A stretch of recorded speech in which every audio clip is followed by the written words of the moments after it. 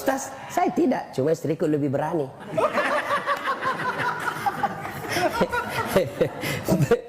Saya ketemu sama orang Medan.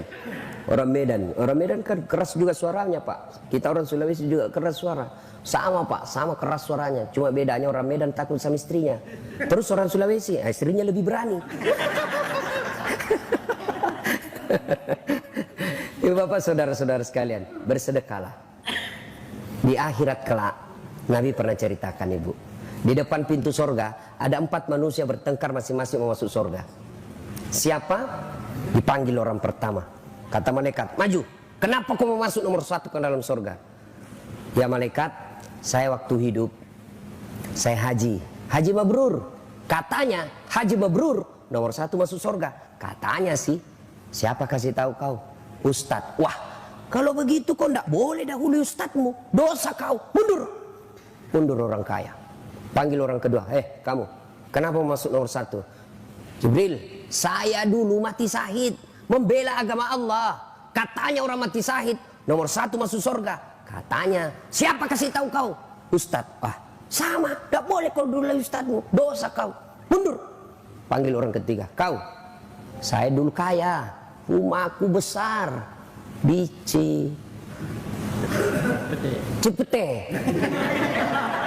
Cipete 1 nomor 88.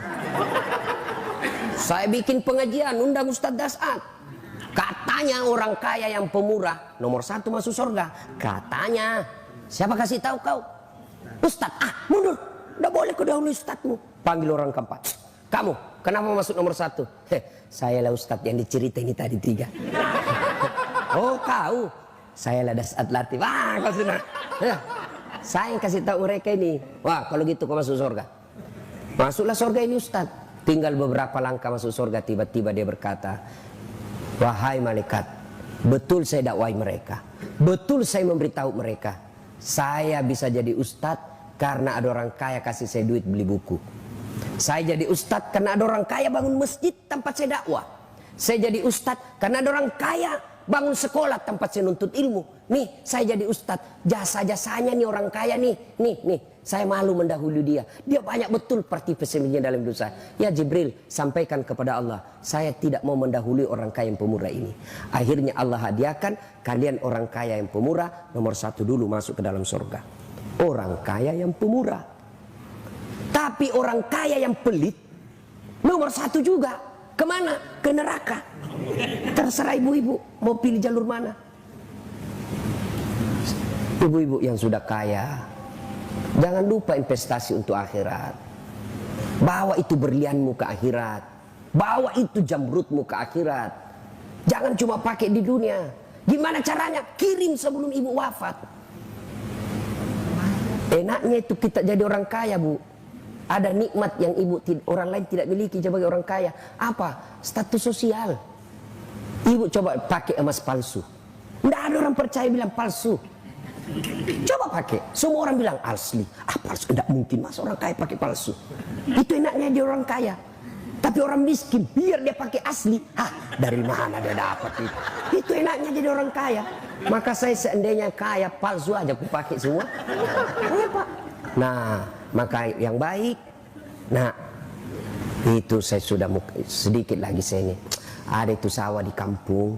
Sudahlah, kau jual itu, bikinkan masjid.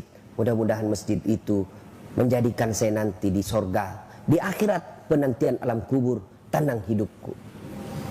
Pak, saya mau nanti tempat tidurku seperti di dunia ini, spring bed, ber-AC, enak di dalamnya. Saya mau, kirimlah spring bed ke panti asuhan.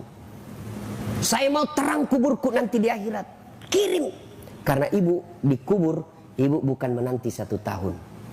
Bukan menanti 100 tahun, menanti sampai hari kiamat. Dan ibu kalau meninggal, siapa yang kuasai hartanya ibu? Ibu kalau meninggal, siapa? Istri kedua. Maka waktu ibu meninggal, menangislah suami. Diambillah cincinnya. Sayangku, inilah pemberianku untuk kunikahi kau. Diambil lagi gelangnya. Sayangku, ini hadiah ulang tahun. Diambil semua. Sudah itu 3 bulan menikah, maka dia kasihlah istrinya yang baru. Sayang, ini cincin paling disenangi istriku yang dulu. Ibu sudah dikubur, suami Andreyen dengan istri baru. Maka lebih baik ibu bersedekah. Sedekah ibu, sedekah. Ya, sedekah. Maka ibu akan menikmati dunia akhirat. Tidak betul juga kalau ada ustadz bilang, saya tidak setuju juga kalau ada ustadz bilang, tidak usah kau cari uang banyak-banyak, tidak bawa mati. Salah. Cari banyak-banyak, bawa mati. Gimana caranya? Kirim sebelum mati. Saya mau nanti kuburku lapang, bangun masjid yang besar, insya Allah. Ibu-ibu mau terhindar suami dari maksiat, sudah.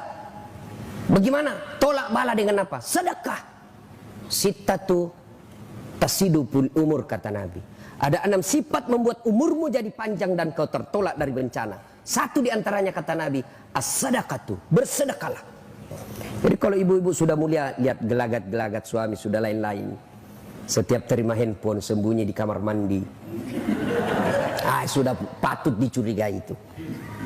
Daripada ibu curhat di Facebook, curhat di WhatsApp, tidak kusangka kau begitu. Di mana di kau? Belen-belen. Apa mau curhat rahasia rumah tangga di medsos? Karena ada juga itu ibu-ibu begitu. Andai ku tahu kau begini, aku tidak akan menerimamu dulu. Apalagi tidak, aku sudah punya anak 2. Lebih curhat di hadapan Allah. Bangun ibu sholat tengah malam, ngadu dalam doa, minta. Doa itu bukan beli buku di toko Gramedia baru kita hafal. Bukan, berdoa itu bukan menghafal. Doa itu curhat. Bahasa Bugisnya doa sama peletu. Daripada ibu bahasa Arab bingung malaikat. Malaikat apa maksudnya ini ibu? Aduh. Piu lagi saya lihat ini ibu. Ibu lain di bibir, lain di hati. Menangislah dia berdoa. Iya, apa dia bilang ini ibu? Dia minta supaya suaminya setia, tapi doa yang dia baca doa minta hujan. Bingunglah malaikat. Maka ibu tidak harus bahasa Arab berdoanya. Ya, nah ibu, namanya sholat hajat. Selesai sholat hajat, tumpahkan luapan hatimu kepada Allah. Ya Allah, Engkau tempatku beribadah, dan hanya Engkau tempatku memohon. Engkau melarangku curhat kepada manusia. Engkau melarangku meminta tolong kepada selain Engkau, ya Allah. Maka aku datang memohon kepadamu, ya Allah. Kurendahkan harapanku hanya kepadamu, ya Allah. Iyyaka na'budu wa iyyaka nasta'in. Ya Allah, suamiku makin hari makin liar saya lihat, ya Allah. Tidak mungkin saya bisa menjaganya 24 jam, ya Allah. Tapi Engkau yang maha memelihara, ya Allah. Ya Allah, ini ada duitku 1 juta. Besok saya bawa ke panti asuhan. Mudah-mudahan 1 juta ini suamiku terhindar dari wanita jahat. Bismillahirrahmanirrahim. Coba amalkan itu, Bu. Coba amalkan. Itu yang jadi masalah kalau suaminya juga bangun sholat tahajud. Jadi saya tahu juga rumusnya, Pak. Ngadulah kepada Allah. Ya Allah, capek sudah saya lihat istri saya, ya Allah. Ngamuk aja kerjanya, ya Allah. Tiap hari ngamuk aja kerjanya, ya Allah. Kala-kala Satpol PP. Ya Allah, ini ada duit saya 1 juta, ya Allah. Saya bawa besok ke panti asuhan. Mudah-mudahan 1 juta ini istriku ikhlas saya kawin lagi, ya Allah. Bingung malaikat, yang mana dikabulkan doanya? Sedekah, Pak, sedekah. Bapak-bapak yang mulai sakit-sakitan, sedekahlah. Jangan andalkan dokter. Dokter itu hanya alternatif yang kesekian. Yang menyembuhkan manusia bukanlah dokter, tapi Allah. Bagaimana supaya Allah mengabulkan doa kita? Sedekahlah. Datang ke panti asuhan, kumpulkan, bawa, makasih langsung antara tangannya bapak dengan tangannya itu anak. Tidak usah pakai sopir, tidak usah bawa pembantu, tidak usah orang lain. Tangannya bapak dengan tangannya itu anak. Itu yang disebut memuliakan anak yatim. Lalu minta, nak doakan saya, rumah tanggaku bahagia, bisnisku sukses. Begitu anak yatim ini mengatakan amin, itu doa. Tidak harus dia salat. Begitu, nak doakan saya ada masalah, nak doakan saya supaya selesai masalah saya tahun ini. Begitu anak ini tulus mengatakan amin, menggetarkan arasnya Allah. Sedekah. Ibu-ibu ada masalah, sedekah.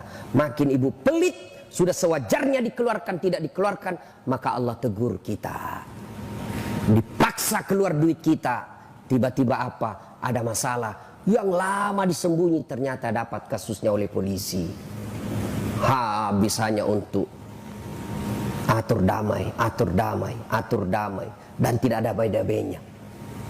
Ganti Kapolres, atur damai lagi. Ganti lagi, atur damai lagi. Atur damai lagi. Habis hanya untuk atur damai yang tidak pernah damai-damai. Ya, ya Pak. Tiba-tiba anak kita tanpa sepengetahuan kena narkoba. Itu Allah paksa. Tiba-tiba kena kita penyakit yang belum tahu apa dokter katakan. Tapi saya sakit dok, kok begini. Dokter periksa tidak ada penyakitnya. Itu Allah tegur, kau terlalu pelit. Sedekahlah. Akan Bapak Ibu sehat walafiat. Nah, yang keempat kata Nabi, kalau kalian mau sukses, silul arham, sambungkan persaudaraan, perbanyak temanmu. Keliru sekali orang di zaman sekarang ini memperbanyak musuh. Jangan memperbanyak musuh. Maka salah satu teknik dakwah saya Pak, tidak mau menyerang orang, menyakiti orang.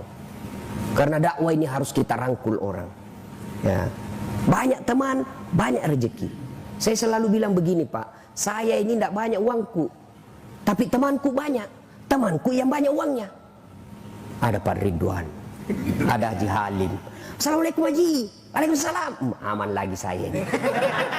Ya Pak. Saya itu di Makassar Pak, hampir tidak pernah laku duit saya. Kemana-mana saya gratis. Makanya istri saya itu senang sekali kalau saya ke pasar. Ustaz aja ke pasar. Saya pergi pasar Poter ya. Assalamualaikum Ustaz. Dalam hatiku aman lagi keranjang. Dalam bawa telur. Berapa Ji? Nggak usah Ustaz. Nggak enak masih pagi-pagi Ji. Nggak usah Ustaz. Dalam hatiku memang itu kutunggu. Coba. Banyak teman, banyak rezeki. Yang kedua, banyak teman, gampang selesai masalah. Banyak orang Pak tidak perlu keluar duitnya karena masalahnya Anda, karena pertemanan. Inilah yang bahasa modernnya koneksi. Siapa banyak koneksinya, gampang selesai masalahnya. Saya pergi ke kantor Polres, pergantian SIM, perpanjangan SIM. Baru saya turun dari mobil, dilihat CCTV, keluar ke Polres. Assalamualaikum Ustaz. Waalaikumsalam. Siap komandan. Ada apa ini Ustaz? Perpanjangan SIM komandan. Tunggu Ustaz, panggil Kasat Lantas. Bantu itu Ustaz ya. Jangan lagi kau minta uangnya Ustaz. Berdosa uang Ustaz kau makan. Selesai masalah Pak. Itu banyak teman, banyak gampang selesai masalah. Maka perbanyaklah teman Pak. Jangan mencari musuh. Silul arham. Wa'tasimu bihablillahi jami'an wa la tafarraqu. Berpegang teguhlah engkau kepada tali persaudaraan agama Allah dan janganlah engkau bercerai-berai. Apa yang membuat biasa kita bercerai-berai? Apa? Kesombongan. Jangan sombong. Makanya saya senang betul tadi masuk di sini, saya lihat rumahnya. Langsung Pak Haji bilang, titipan Ustaz. Menyadari bahwa ini titipan. Harta itu Bu, simpan pada tempatnya. Jangan simpan di hati. Kalau Bapak simpan di hati, menderita itu. Sendalmu yang 70 juta simpan di kakimu. Apa haram? Tidak. Kalau ibu pakai supaya orang tidak hina ibu, boleh. Namanya muru'ah. Kewajiban membela harga diri supaya orang tidak hina kita.